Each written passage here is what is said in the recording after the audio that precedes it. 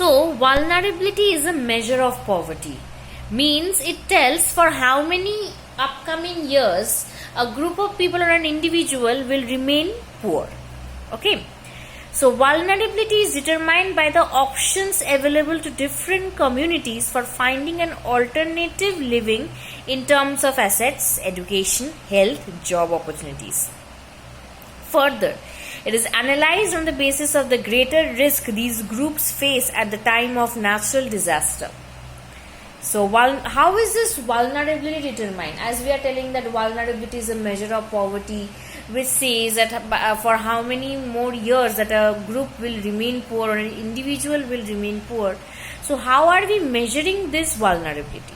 Vulnerability is determined by what? By the options available to an individual. Okay. So the options available to the individuals are the health options available, job opportunities available to the individual, education, okay, and other assets. Moreover, another indicator or another measure of vulnerability is that on the basis of the risk these groups face at the time of natural disaster. So at the time of natural disaster like earthquake, tsunami, terrorism, etc., how prone are these groups towards the risk of such calamities.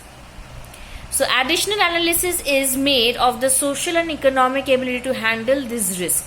So when they are prone to this risk, additional thing is that how they protect themselves from these risks, or how do they handle these risks. In fact, vulnerability describes the greater probability of being more adversely affected and other people when bad time comes for everybody, whether a flood or an earthquake or simply a fall in availability of jobs. So, in all in one, vulnerability is a measure of poverty. It says for how many upcoming years an individual or a group of people will remain poor. Now, how are we measuring vulnerability? Or what are the indicators of what are the measures of vulnerability, or how is it determined? These are the options available to an individual like job opportunities, education, health opportunities, assets. Moreover, how much a group or an individual is prone to natural calamities and how do they tackle the risk of these calamities. All these are the indicators of vulnerability. Okay, now we will move to the concept of poverty line.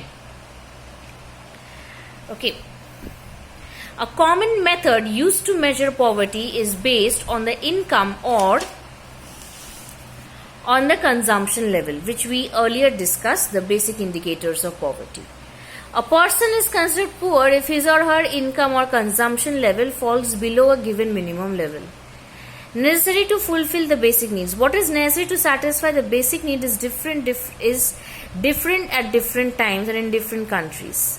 Therefore, poverty line may vary with time and place. Each country uses an imaginary line that is considered appropriate for its existing level of development and it is accepted minimum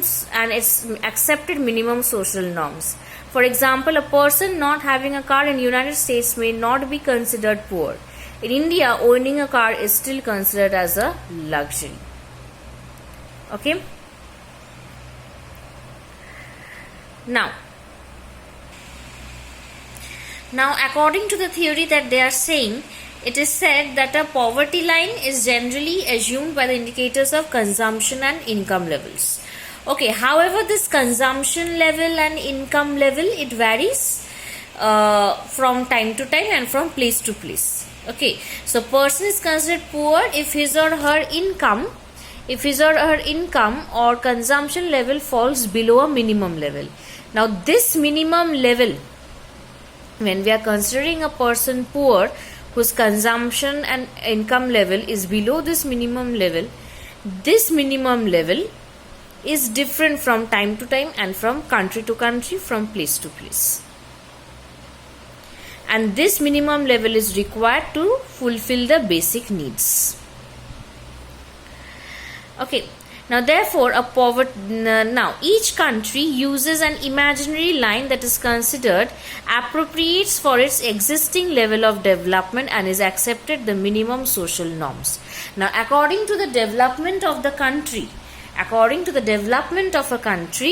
a minimum level is fixed.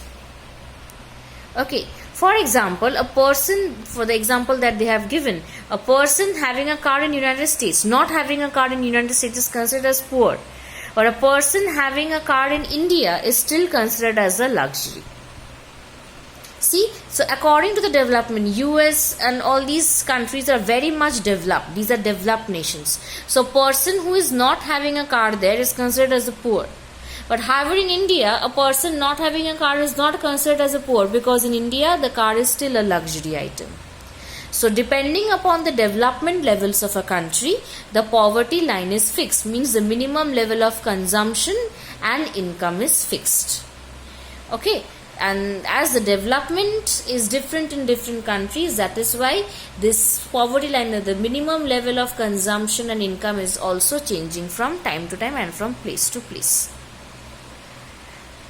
Now, while determining the poverty line in India, a minimum level of food requirement, clothing, fuel, fodder and footwear, and educational, medical requirement, etc. are required for subsistence. Now, these physical quantities are multiplied with their prices.